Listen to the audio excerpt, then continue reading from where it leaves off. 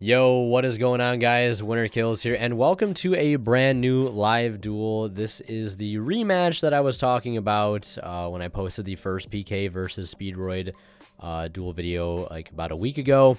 Yeah, me on the right versus my friend Dan on the left. So yeah, this is going to be the rematch of that first match that you guys saw. And he is going to start off by winning the die roll, leading here with Rhoda going for the Torn Scale, specking out a copy of the Junk 4, then normal summoning the Torn Scales, then summoning out the Boots, linking into Cherubini here. And we're going to go ahead and see him activate the Cherubini, of course, go ahead and send the Graph, and go ahead and activate the Graph effect, go ahead and spec out a Seer from the deck, or the Scarm. Of course, he does have the Seer in hand already. And one thing I want to talk about, too, briefly, is the Master Duel. I'm sure a lot of you guys have been hearing about that. Maybe some of you have played it. I've played a little bit of it myself. While I'm not fond of the ban list, I think the game, the way it plays overall is actually pretty fun. It's a well put together game. But I would like to make sort of a critique video on it, sort of a review video, as I put in 12 plus hours into the game already within the first couple days. So if you guys be interested in seeing something like that, let me know. And I will be uploading some Master Duel deck profiles as per your guys' request for some of the decks I've managed to put together on that platform. So be on the lookout for that. But we're going to see him go into Leviair, and then into Dante here, activating the Shade Brigandine here before he decides to mill off the Dante, just in case he mills a trap. He doesn't want to shut off his own Shade. He's going to end up milling the Seer and Italian, a copy of Nibiru. A little late on the Seer, but, I guess at least it's out of the deck at this point. Don't have to worry about drawing it later. We're going to see him overlay into Utopic Future, then into Utopic Draco, then going into the Cherubini and the Shade Brigandine into the copy of Rusty. Now, in my hand, I believe I have Imperm as my only going second card. Didn't open up two Stellar here in game one.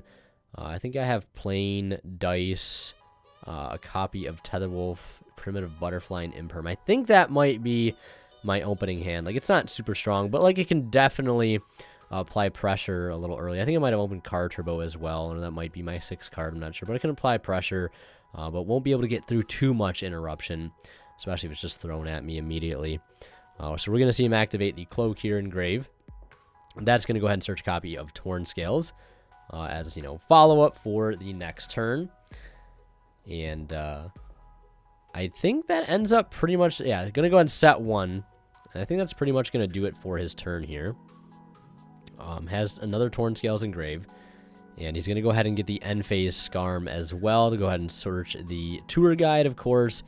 And he is going to pass turn there. So I've got to worry about a Fog Blade or two, possibly hand traps, at least one hand trap, and then the Utopic Draco on top of that. And then also being able to address the follow-up is also very, very critical with playing against a deck like PK. So I'm going to spec out Primitive Butterfly and then normal summon the Tetherwolf to try to get some extra bodies on board to be able to, just synchro with and, play with and possibly link climb if he decides to let it go through. Just getting extra bodies on field very early on. Extra wind bodies is always very helpful. But he is going to decide to negate the Tetherwolf, and he will be able to take control of it since he did negate it face up on the field with Utopic Draco.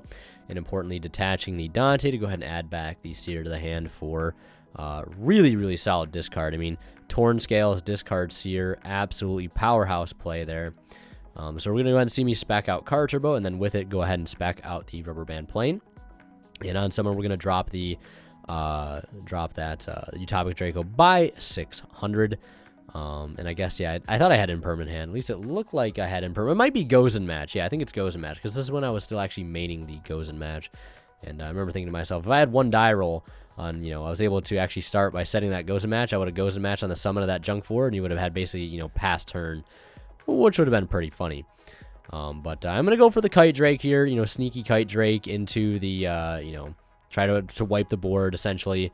Everything but the Draco, and I could battle phase kill it with the Kite Drake, but he has the Veiler for it, which I wasn't expecting. I was hoping if he doesn't have a hand trap, because I knew the Fog Blade was there, so I'm like, if this goes through, well, he's gonna have to Fog Blade it, right? And if he Fog Blades it, I'm basically free to climb up into Rubber Band Shooter and attempt to keep playing. So, but he had the extra interruption that he needed there.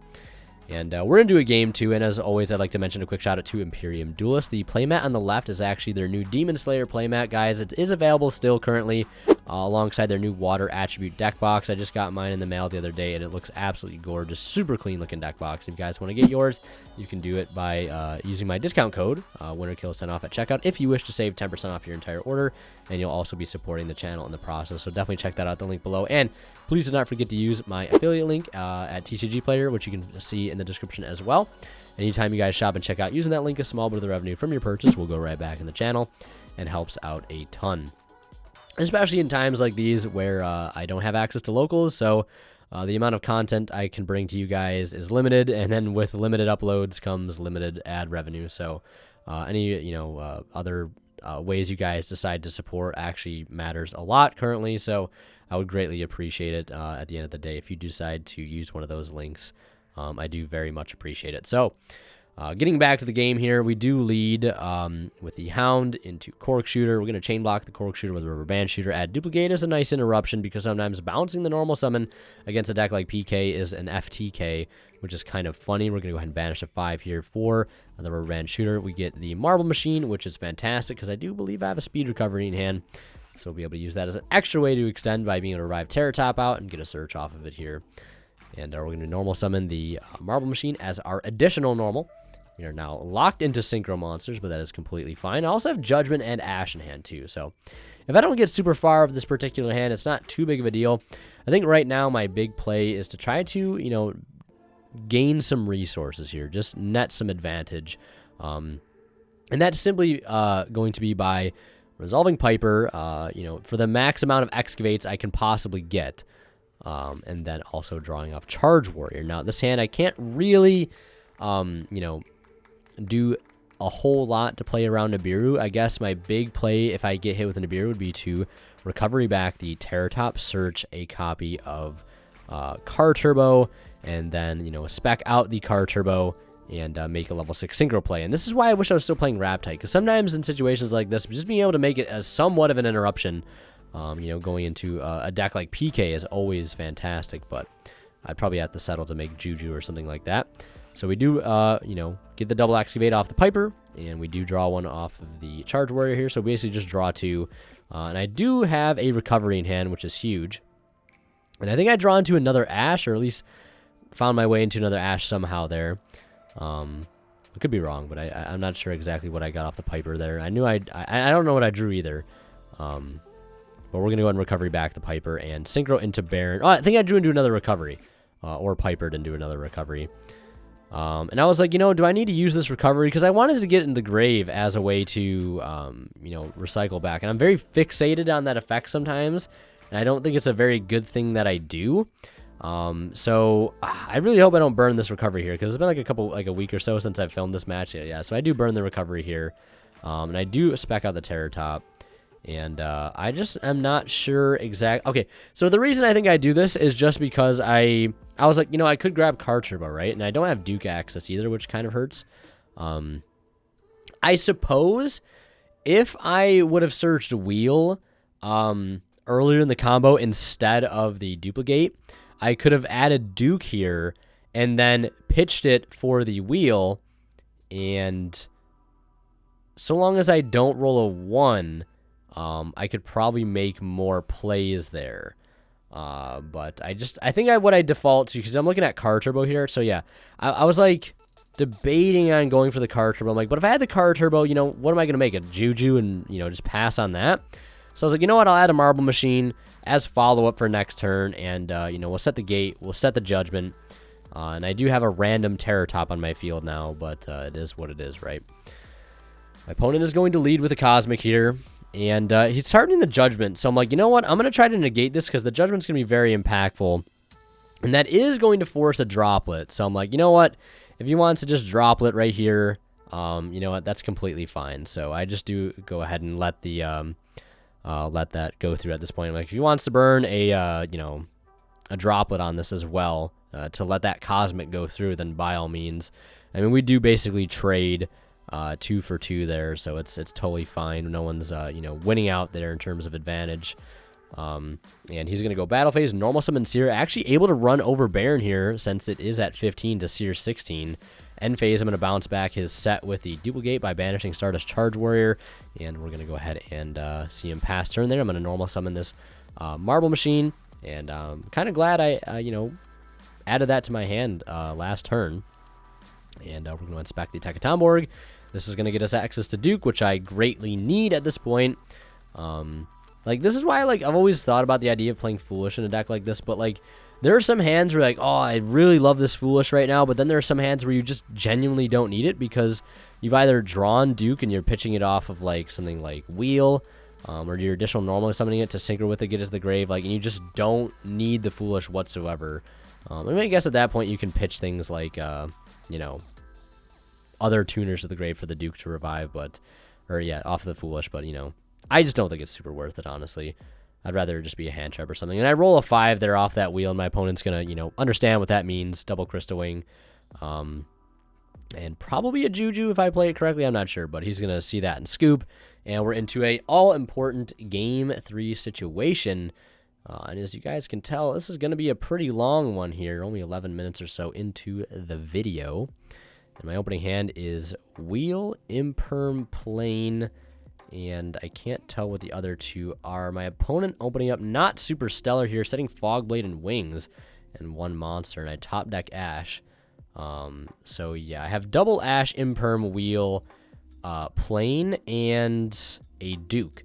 So fantastic discard here for the Wheel. I love doing it, but this is one of those weird hands where, you know, if he Ashes this Wheel, I actually do have to pass because this is my only way to start playing here. And I do roll a 3, which is great. Rolling any number here would have been fine because if I would have rolled a 1 or a 2 and only got one body, I could have used the Plane in my hand to sort of complete the Link 2 to get into Rubber Band Shooter, at least to start playing. And then, you know, if he hits the Rubber Band Shooter or something, I could, like, Duke out the dice if I rolled a 1, for example, and then go into a Rorodon.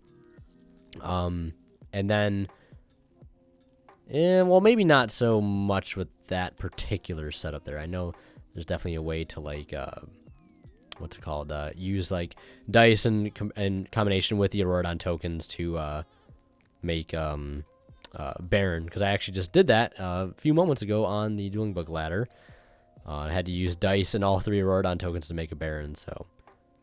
But yeah, he's going to have D-Barrier on the summon of my Cork Shooter. Because if I roll a 3 and I have dice available in deck still, I always try to go for, unless I desperately need Duke, which obviously in this case I don't. You know, I'm going to go ahead and summon out the dice and the marble so I can go for Cork Shooter, try to grab an extender or an interruption in this case. And that's going to force a D barrier, which hurts. Obviously, he's calling Synchro here.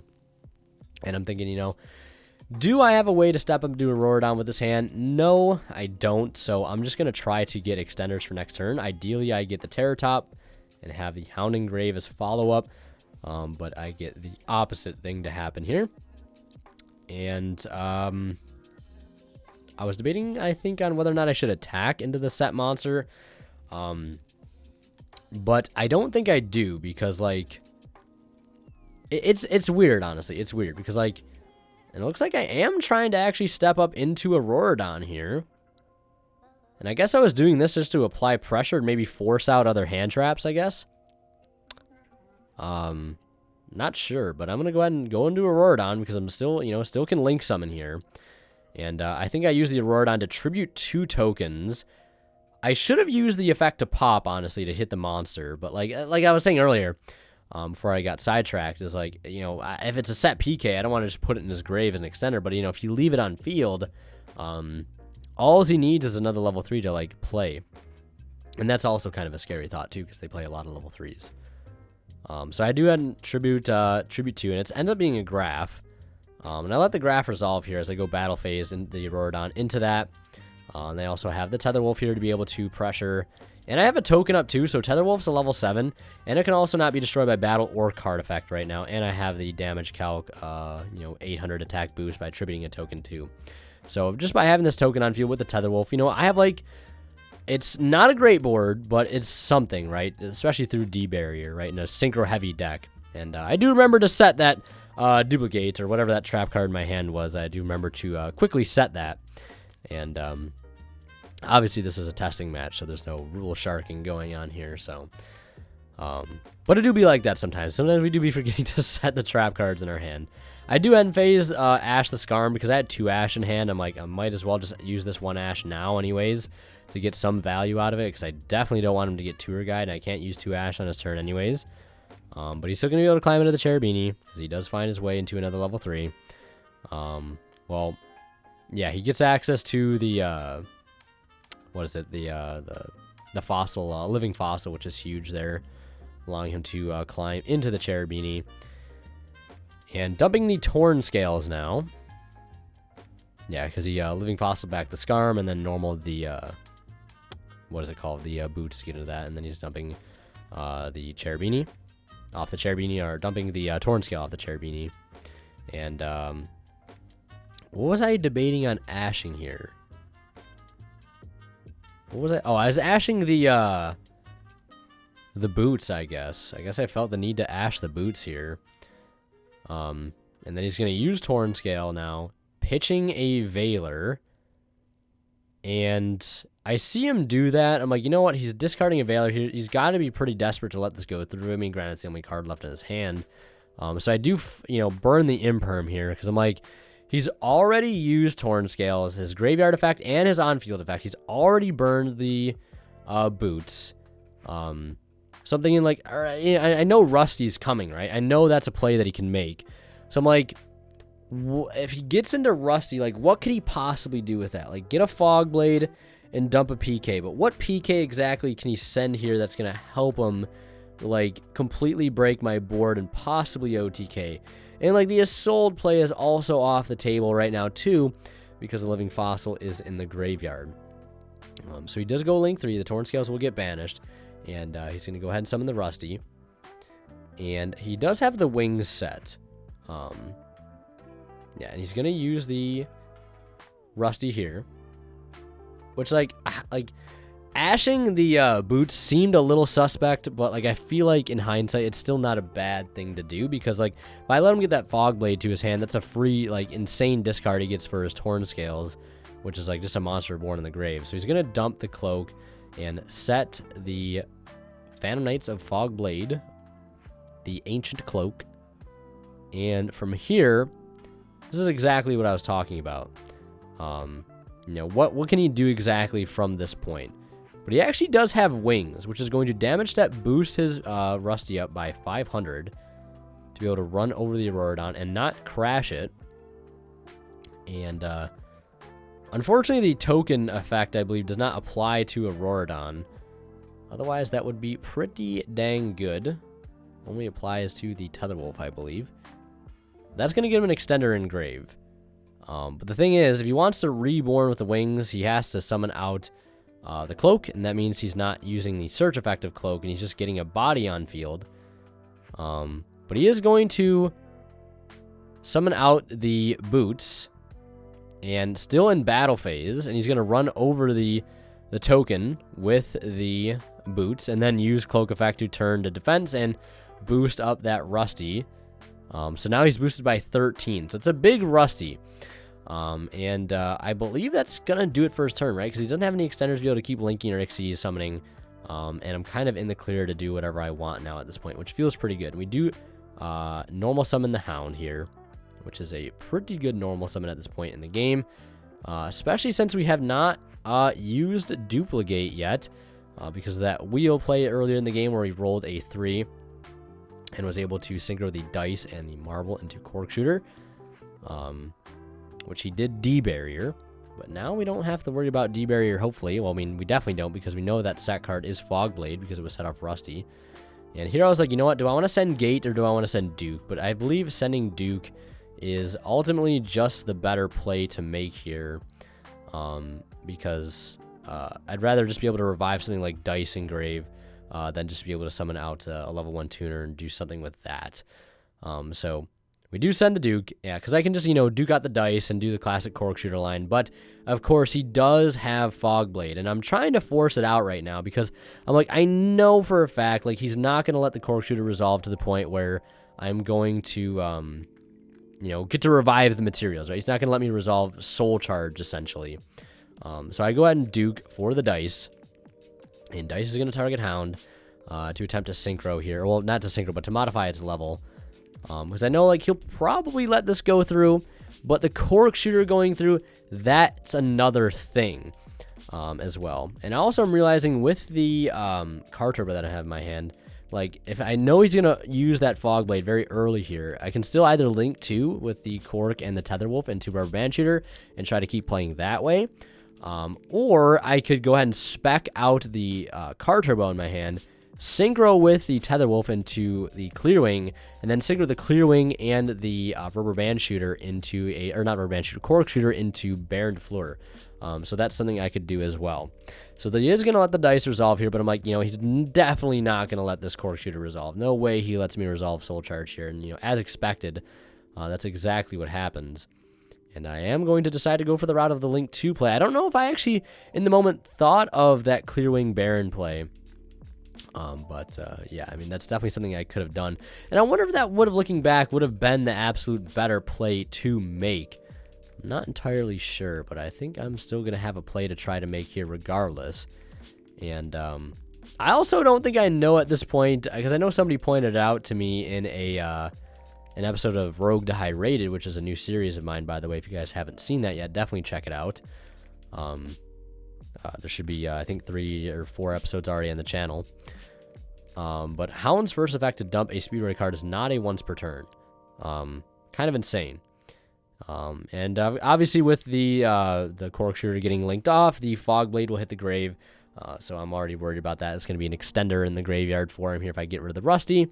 And now that I don't have Terror Top in deck, because I don't have access to Hound to like put it back into the deck, I'm kind of limited exactly in what I'm going to reveal here off of this Rubber Band Shooter. And this is where I'm also kind of low-key regretting actually making Auroradon that early in the game, because I think I really wish I would have had, wait, where is my Auroradon? It's definitely in the grave. Oh yeah, there, I see it. It's by the Imperm. I was like, where did it go? But this is where I'm like, you know, wishing like I still had the Auroradon in the extra deck, because like I could definitely, you know, Piper for 4 by, you know, linking the Car Turbo and the Rubber Band Shooter into Auroradon, summoning the tokens, and then revealing 4, and then synchroing Baron that way. And I'm just trying to get a lucky reveal here, and I don't really get any. Or actually, no. Finding Hound is huge, because this is going to allow me to get that normal summon, additional normal summon. I could have used Hound's effect there, and notice how I don't, because I could have just dumped a duplicate for free, because I didn't realize its effect wasn't once per turn. We go into Charge Weird, draw one, go into Baron, and lucky, right? Never punished here for making some poor plays, but, you know, it is what it is. I popped the Rusty with the Baron, battle phase over the Cloak, and then swing in for a little bit of damage. He is going to use the Fog Blade here in the end phase to go ahead to attempt to revive that Rusty, and I'm not going to make the same mistake I did in the first duel against PK. I'm not going to burn the negate on that. I mean, although I could have, since his wings was banished, there was no way he was getting out of the grave. I was just a little PTSD from letting that actually, or negating that actually, the previous match. So he's going to go battle phase. He's going to run over the Rubber Band Shooter. And he does not draw what he needs to draw, and he is going to pass turn, as I believe I pick up an Effect Veiler, and just checking what I have in grave right now. And unfortunately, it's not much. I don't have too much to work with in my graveyard right now. Like, I have Hound, and I believe both of my Cork Shooters are exhausted. So I think what I do here is I might Hound, putting back the Rubber Band Plane to summon out the Hagoita, and then use Car Turbo to boost everything after Baron pops the Rusty.